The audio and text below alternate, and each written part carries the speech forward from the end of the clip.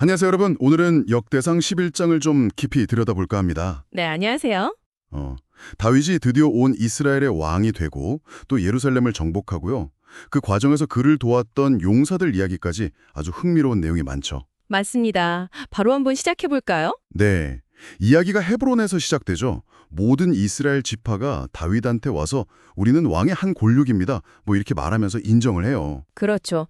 그들이 이미 다윗을 알고 있었어요. 사울 왕 밑에서도 군대를 이끌었었고 또 하나님께서 네가 내 백성의 목자, 주권자가 될 거다 이렇게 약속하신 인물이라는 걸요. 네, 그 점을 분명히 언급하죠.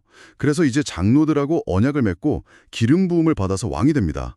이 기름 부음이라는 게 하나님이 선택하셨다는 공적인 선포 같은 거잖아요. 맞아요. 사무엘을 통해서 주셨던 그 하나님의 말씀이 그대로 성취되는 아주 중요한 순간이죠. 분열될 수도 있었던 이스라엘이 다윗 아래서 하나가 되는 거군요. 네, 그렇죠. 하나님의 약속, 그리고 백성들의 그 자발적인 인정, 이 두 가지가 딱 맞아떨어지면서 다윗 왕조의 정통성이 아주 강하게 세워지는 겁니다. 그럼 이제 왕이 됐으니 다음 단계는 뭔가요? 이제 왕국의 중심, 수도를 정해야죠. 아, 그래서 이제 예루살렘으로 가는군요. 다윗이 온 이스라엘과 함께 그 당시 여부스 사람들이 살던 예루살렘으로 진격을 하죠. 네, 여부스 사람들이 뭐 너는 여기 못 들어온다 이렇게 자신만만했지만 결국 다윗이 시온산성, 그 핵심 요새를 빼앗아서 다윗성이라고 부르게 되죠. 네, 이때 그 누구든지 먼저 여부스 사람 치는 사람이 우두머리랑 지휘관이 될 거다 이렇게 선언하니까 요압이 제일 먼저 올라갔다고요. 네, 맞아요. 그래서 요압이 지휘관 자리를 차지하게 됩니다. 그 후에는 이제 성을 보수하고 점점 강해지는데 성경은 그 이유를 명확하게 말해주죠. 만군의 여호와께서 함께 계시니라고요.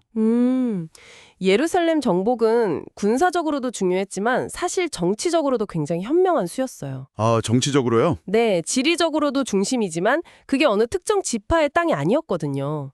그러니까 이 도시를 수도로 삼으면서 지파들 간의 어떤 경쟁 같은 걸 처음부터 좀 완화시키고 왕국 전체의 통합을 꾀할 수 있었던 거죠. 오, 그런 의미가 있었군요. 그리고 방금 말씀하신 그 구절, 여호와께서 함께 계시니 이 구절이 중요합니다. 다윗의 성공이 그냥 인간적인 능력이나 전략 때문만이 아니라 하나님의 도우심 덕분이라는 걸 강조하는 거예요. 그의 힘의 근원이 어디인지를 딱 보여주는 거죠. 그렇군요. 예루살렘 정복 과정에서 요압의 역할도 컸지만 다윗 곁에는 정말 대단한 용사들이 많았잖아요.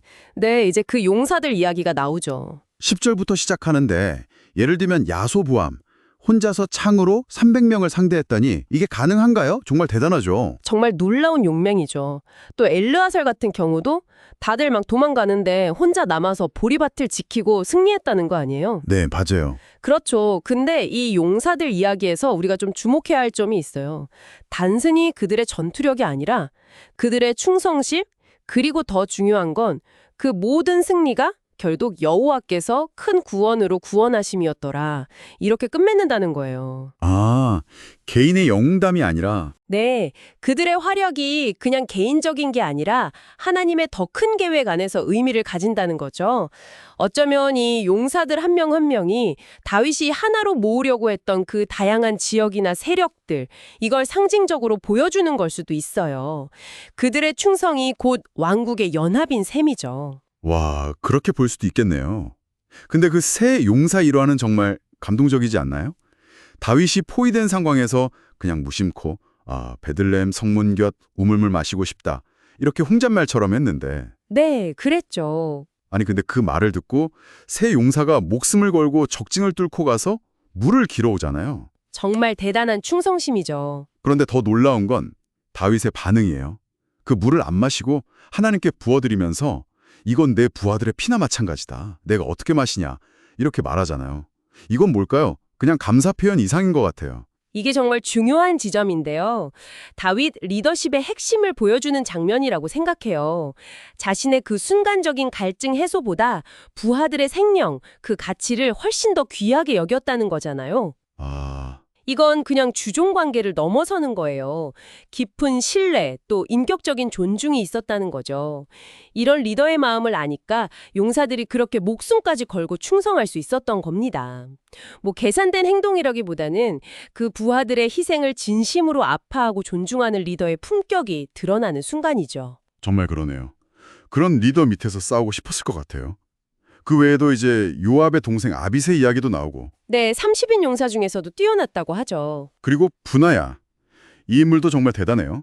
사자를 맨손으로 잡고 또 엄청 큰 이집트 병사를 그의 창으로 찔러 죽였다고요? 네, 그래서 나중에 다윗의 경호대장 되시죠. 그 뒤로는 26절부터 마지막까지 정말 많은 용사들의 이름이 쭉 나열돼요. 네, 이 긴 이름 목록 자체가 사실 상당한 의미가 있습니다. 어떤 의미인가요? 다윗 왕국이 그냥 몇몇 뛰어난 영웅들만으로 세워진 게 아니라는 거죠.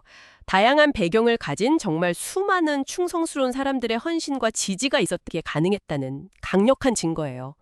여기 이름이 기록된 한 사람 한 사람이 다 다윗 왕국의 기초를 놓은 중요한 구성원이었다는 걸 보여주는 겁니다. 그렇군요. 정말 많은 이들의 헌신 위에 세워진 나라였네요.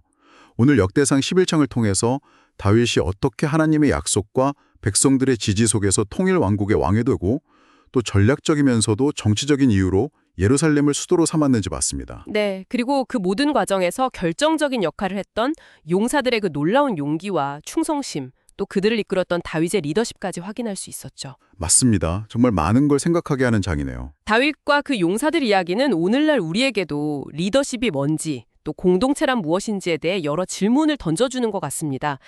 여러분께서는 이 이야기를 들으시면서 위대한 공동체를 만들고 또 유지하는 데 있어서 가장 중요하다고 생각되는 가치는 무엇이라고 느끼셨나요?